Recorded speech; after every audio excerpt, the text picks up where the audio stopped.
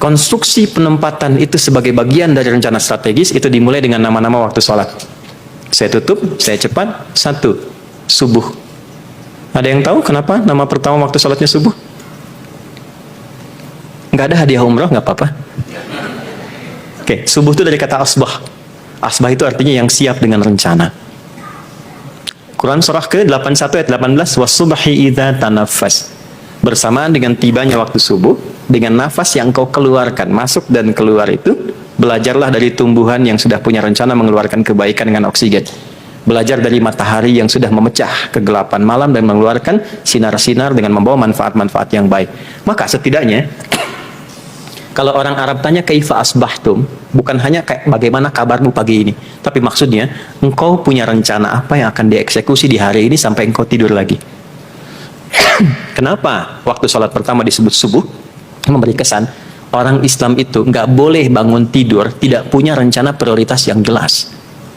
Jadi nggak ada ceritanya begini, jam 7 nanti apa ya, jam 8 gimana ya? Tidak, Anda susun jam 7 mau ngapain, jam 8 di mana, ada rumusan pekerjaan apa, mana yang paling prioritas, mitigasikan ya, sehingga putusan keluar kapan, diselesaikan kapan. Itulah subuh. Nah, sebelum dijalani datang kepada Tuhan lewat sholat. Di sujud kita minta supaya diberi kemudahan, diberikan petunjuk, diberikan kelapangan. Itulah sebabnya kenapa ada sholat subuh. Jadi malamnya direncanakan, setelah evaluasi kita istighfar, siapkan rencana besok. Ya, Quran surah ke-94 di 2 ayat terakhir, fa idza faraghta fansab. Kalau mau tidur, evaluasi dulu yang sebelumnya. Lalu setelah itu siapkan yang untuk besok. Wa ila rabbika farghab, tawakal. Kalau besok-besok bangun, yang itu rencana sudah siap dibawa. Bawa dalam sholat sebelum Anda berangkat. Minta sama Allah perlindungan, ketenangan, kenyamanan, wisdom dan sebagainya. Nanti sampai siang disebutnya zuhur, padahal siang itu bahasa Arabnya nahar. Kok bisa zuhur? Zuhur itu terang, jelas, nyata. Kira-kira dari pagi sampai dengan siang hasilnya jelas nggak? Nyata nggak? Atau jangan-jangan cuma berangkat, duduk, santai, minum, ngobrol, ini nggak ada hasilnya sampai dengan siang. Apa hasil yang bisa dihasilkan dari setengah kehidupan siang itu? Jangan sampai semuanya sia-sia, karena ada orang yang hidupnya cuma ngobrol, kumpul-kumpul, setelah itu gosip lalu bertikai. Itu terjadi terus sehingga turunlah Quran surah 103. Ya. Maka disebut dengan al-asr namanya. Al-asr itu bukan sore. Sore itu masa bahasa Arabnya. Asr itu waktu yang diberikan, yang harus diolah menjadi aktivitas yang positif. Ini ada orang yang cuma datang, kumpul-kumpul, ngobrol-ngobrol, nggak ada isinya, lalu bertikai. Maka turunlah wal asr. Aku bersumpah, kata Allah, aku berikan kepada engkau investasi waktu itu untuk engkau olah menjadi kegiatan positif. Innal insana, sungguh manusia yang beraktivitas itu lafi khusr, akan cenderung berada dalam kerugian kalau tidak mampu mengolah apa yang aku berikan kepadanya menjadi kegiatan-kegiatan positif. Illal ladzina amanu, kecuali orang beriman.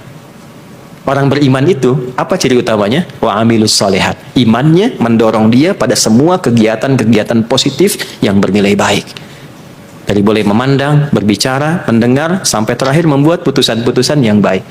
Jadi kalau Bapak Ibu mengaku beriman, maka iman itu akan bekerja ketika Anda menunaikan profesi Anda. Nggak akan ditemukan isu integritas dan selalu punya prioritas dalam berkehidupan. Setelah itu maghrib itu gurub, tenggelam.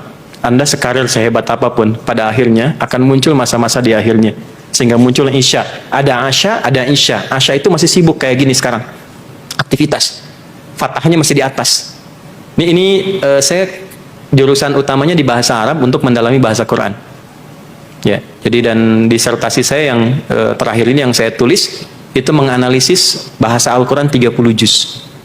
Ya, dengan kedalaman di dalamnya. Ya, ini yang paling menarik itu.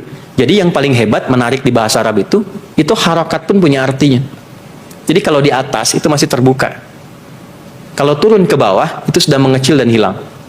Asya itu sibuk, masih beraktivitas. Isya hilang kesibukan karena habis. Sesibuk apapun aktivitas Anda, pada akhirnya kita akan selesai. Mata terpejam, kemudian tertidur, dan yang kita bawa dalam tidur kita adalah kenangan dan legasi-legasi yang kita hasilkan selama kita beraktivitas tadi. Anda sekarang masih sibuk, masih beraktivitas, pada akhirnya akan selesai, dan puncak selesainya kembali kepada Allah Subhanahu wa Ta'ala. Jadi siapkan rencana yang baik, nyatakan hasilnya dengan jelas. Jangan sampai ada waktu yang terbuang dan sia-sia. Ingat, sesibuk apapun pasti akan ada di purnanya maghrib, dan pada puncaknya kembali kepada Allah. Kalau sudah kembali, kasrahnya hilang menjadi sukun. Makanya mayit jadi mayit. Sukun itu artinya dari kata sakin, artinya tenang. Dan pulanglah dengan tenang dengan ya ayyatuhan nafsul mutmainnah. Hei jiwa-jiwa yang tenang. Jangan sampai pulang dalam keadaan tidak tenang karena terkait dengan isu integritas. Itu ada maknanya Pak, Bu. Indahnya itu seperti itu.